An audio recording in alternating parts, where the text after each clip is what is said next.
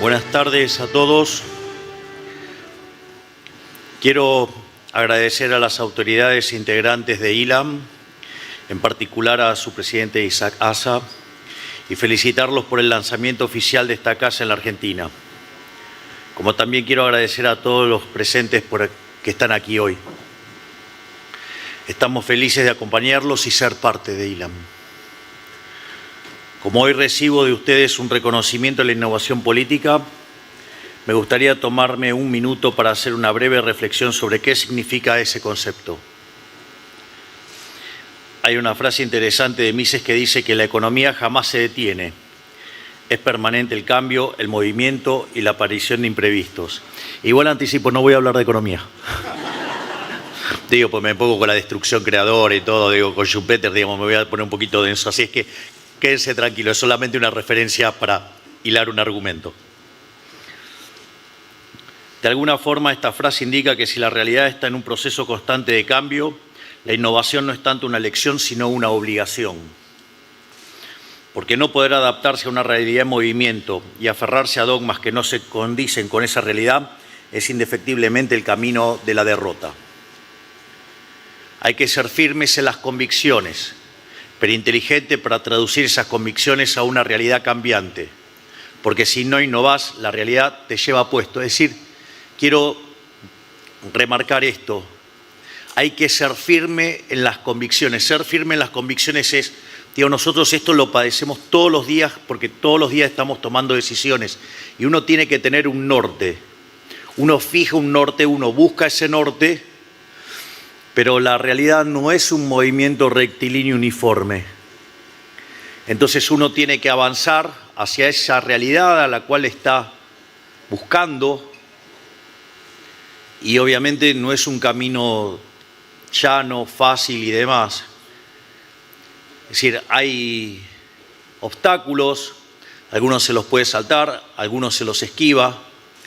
Y les voy a decir algo, cada vez que ustedes están esquivando algún obstáculo, alguien los va a criticar. No solo eso, sino que no solo que los van a criticar, va a haber otros que además les van a disparar. Pero también es parte del desafío que uno enfrenta. Una de las cosas que también es importante cuando uno emprende este tipo de situaciones y que a mí al menos me ayuda mucho, es una reflexión acerca de Moshe, digamos, ya camino hacia la tierra prometida, habiendo cruzado el Mar Rojo. Y hay algo que es muy interesante porque si Moshe se levantaba tarde, ¿sí?, decían que estaba haraganeando. Si se levantaba temprano, que se había peleado con la mujer. Y que si se levantaba a horario, es que no tenía nada que hacer. Es decir, no importa lo que hiciera, lo iban a criticar. Así que si lo criticaban a Moshe, digamos, a mí me pueden decir de todo, no hay ningún tipo de problema. Así es que, digamos, o sea, también sepan que cuando hacen, los van a criticar. A los únicos que no critican es a los inútiles que no hacen nada.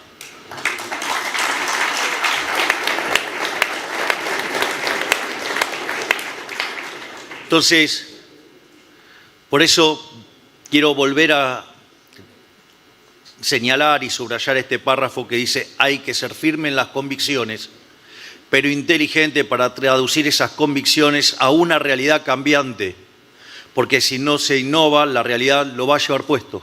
Esa es la realidad. Esto es válido para la economía, como dice Mises, para los que tomamos decisiones macroeconómicas y también para los empresarios o emprendedores que deciden acerca de qué, cómo y cuándo producir y comercializar. Pero también es válido para la política. Miren, por ejemplo, cómo la realidad política argentina cambió y la dirigencia política tradicional no supo adaptarse a esa nueva realidad. Desde que decidí hacer política hace ya 4 años, he insistido con una idea con la que creo que mucha gente se ha identificado, que es que no podemos esperar resultados distintos si hacemos siempre lo mismo. Esto es un principio heurístico, o sea, un principio metodológico sobre cómo nos acercamos a un hallazgo o sobre cómo descubrimos la verdad o una verdad. Ante cualquier problema, antes de saber qué hacer, hay que comprender que si hacemos lo que hicieron todos y todos los demás fracasaron, entonces fracasaremos. Nosotros, los economistas, solemos hablar de error tipo 1, error tipo 2. El error tipo 1 es cuando uno hace todo bien y le sale mal. Y el error tipo 2 es cuando uno hace todo mal y le sale bien. Eso es bastante interesante como metodología, como forma de ser autocrítico, porque aun cuando puede salir bien, puede ser una casualidad. Si quieren, el mejor canto al error tipo 2 fue el kirchnerismo. O sea, y la verdad es que cada vez que reinsisten en la receta, lo único que nos hacen es cada vez más daño y cada vez nos hunden más. Por eso también es interesante cuando uno está tratando de arreglar el desastre que causaron, que vengan y critiquen, porque la verdad, digamos, o sea, justamente queremos hacer todo lo contrario porque ustedes hundieron todo y tuvieron una racha de 4 años de suerte por el error tipo 2. Entonces uno no puede estar apostando al error tipo 2, es decir, de hacer todo mal y que le salga bien. Por eso repito, no podemos esperar resultados distintos haciendo lo mismo de siempre. Este principio creo que está en la base de la innovación política que nosotros hemos introducido en los últimos años. Descubrimos que es cierto para la práctica política, porque haciendo lo contrario o lo que hacían todos, digamos, llegamos a la presidencia haciendo todo lo contrario. Hicimos todo lo contrario, digamos, todo lo que el manual recomendaba en el formato convencional argentino, hicimos todo lo contrario. ¿Y qué decían? Que no íbamos a llegar. Bueno, no la vieron. Todavía siguen sin verla, pero bueno, algunos. Y lo hicimos a pesar de no contar con los recursos con los que contaban todos los demás candidatos y en contra de los que recomendaban todos los analistas, consultores y dinosaurios que escriben columnas en periódicos vetustos que nunca ganaron nada en su vida, pero creen que su palabra vale oro. Es decir, al margen, digamos, ustedes saben que el oráculo de Delfos daba consejo, pero no tomaba decisiones, que es un paso un poquitito distinto también. Es decir, digamos, en la tribuna son todos grandes técnicos. Pero no solo adoptamos esa lógica innovadora para la campaña, sino que también confiamos en que era el enfoque correcto para la conducción del país, para encontrar las soluciones a los problemas que nos castigan como nación desde hace demasiado tiempo. Porque en todo tiempo la dirigencia política cambió de cocinero, pero siguió siempre utilizando la misma receta del fracaso para gobernar. Y así no fue, es decir, fue una diferencia de modales. Es decir, muchos del círculo rojo analógico precámbrico, que afortunadamente no los acompaña la audiencia, no los acompaña el rating, es decir, y motivo por lo cual están súper enojados, y además que son los grandes pifiadores, y que, digamos, o sea, están todo el tiempo, digamos, criticando, porque claro, digamos, pronosticaron que yo tenía que perder frente a Massa, supuestamente los de un determinado lado. Y no se daban cuenta que de lo único que estaban haciendo era hablar de la misma receta, pero con distintos modales. De hecho, promueven la misma receta, pero lo que creen que el problema son los modales. Y eso, digamos, también muestran de lo básico, rudimentario y precámbricos que son, porque no se dan cuenta que lo que cambió verdaderamente es el concepto. Es decir, Argentina se hunde porque hace 100 años que abrazó continuamente dosis crecientes de socialismo. Y acá, digamos, o sea, volvimos a abrazar las ideas de la libertad. Es más, hasta es muy, no sé, a veces entre irritante o cómico. Digo, gente que me critica, digamos, no estás haciendo liberalismo, y ni siquiera, digamos, entienden las ideas, porque si las entendieran serían liberales, pero no lo son porque justamente no las entienden. Entonces me critican, digo, lo que hago o no hago, y ni siquiera entienden de lo que se está hablando. Y ahí también es interesante, digamos, durante la campaña, el Dipi dijo una frase que para mí es brillante, y una de las cosas que decía es que el problema no era el cocinero, el problema era la receta.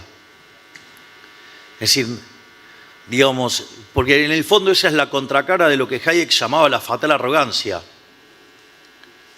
Digo, creer que el otro entonces, como es menos inteligente o menos educado, no sé, o lo que menos fuera, no lo podía hacer porque por esas cuestiones, pero digamos, ahora que viene el que se la sabe toda lo va a arreglar. No, es que el problema es que la idea, y la idea esa no funciona. Por eso nosotros sabemos que no alcanza con cambiar el conductor, porque para esperar resultados distintos tenemos que hacer cosas distintas, y por eso volvimos a abrazar las ideas de la libertad, que fue lo que hizo grande al mundo, fue lo que hizo grande a Argentina, fue las ideas que abrazamos a partir de 1860, cuando pusimos en marcha la Constitución de Alberdi del 53, y en 35 años nos convertimos en la primera potencia mundial. Si lo hicimos en el siglo XIX, con una situación mucho más adversa en términos tecnológicos y de velocidad del progreso, ¿por qué no lo vamos a hacer ahora? Por eso también, digamos, gran parte de la apuesta es despertar leones, porque no vine a guiar corderos, vine a despertar leones justamente. Es decir, vine a despertar la fuerza creativa de cada uno. Digamos, nosotros es lo que vamos a hacer de un futuro mejor, pero no el Estado, que es la máquina de oprimir. Y por último, hemos encontrado en el ejercicio de hacer las cosas distintas en política argentina implica necesariamente la recuperación de un valor central para nosotros, el valor de la verdad. Nosotros decimos lo que pensamos y hacemos lo que decimos. Es decir, ustedes van a encontrar una perfecta consonancia entre las cosas que dijimos en la campaña y las cosas que estamos haciendo. Digo, nosotros hacíamos campaña y llevábamos una motosierra y dije que iba a implicar una motosierra en el gasto público. Heredamos un déficit fiscal de 15 puntos del PBI, 5 en el Tesoro, 10 en el Banco Central. A pesar de todos los pronósticos, que no se podía ajustar más que un punto por año en el Tesoro y que lo del Banco Central se arreglaba solo, con lo cual había algunos genios que además proponían subir la tasa de interés, con lo cual el problema hoy hubiera sido todavía muchísimo más grande, lo hemos arreglado. A 6 meses de haber asumido, hemos exterminado el déficit fiscal consolidado. Terminamos con el del Tesoro y terminamos con el del cuasi fiscal que genera el Banco Central. Hemos hecho el ajuste más grande en la historia de la humanidad y decían que es imposible. Nada es imposible. Hay que tener la convicción para hacerlo.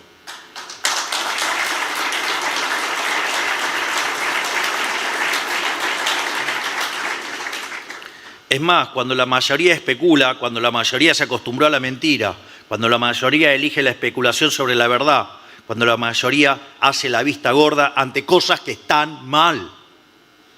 Lo dije en el discurso en el Congreso Judío Latinoamericano, lo repito ahora. Cuando los que están del lado del bien no se manifiestan en favor del bien, trabajan para el mal. Los que se mantienen neutrales trabajan para el mal. Se está del lado de la verdad o el lado de la mentira. Se está del lado de la paz o se está del lado de la guerra.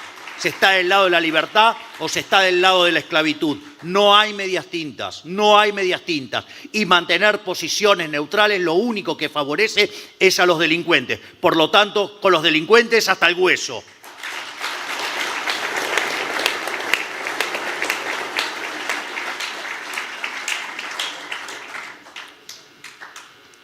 Por lo tanto, digamos, cuando uno hace este planteo y cuando eso ocurre de manera sistemática, generalizada a lo largo y a lo ancho de todo el espectro político, el acto de decir la verdad, aunque sea incómodo, se convierte en un acto innovador. Esto es cierto para la política argentina, pero creo que también es cierto para la actitud de buena parte del mundo libre ha tomado ante el conflicto en Israel. Nuestra posición es clara y la repetimos siempre que podemos. Nosotros hemos decidido la verdad aunque sea incómoda, hacer lo correcto aunque no convenga. Queremos que ese sea uno de nuestros máximos legados.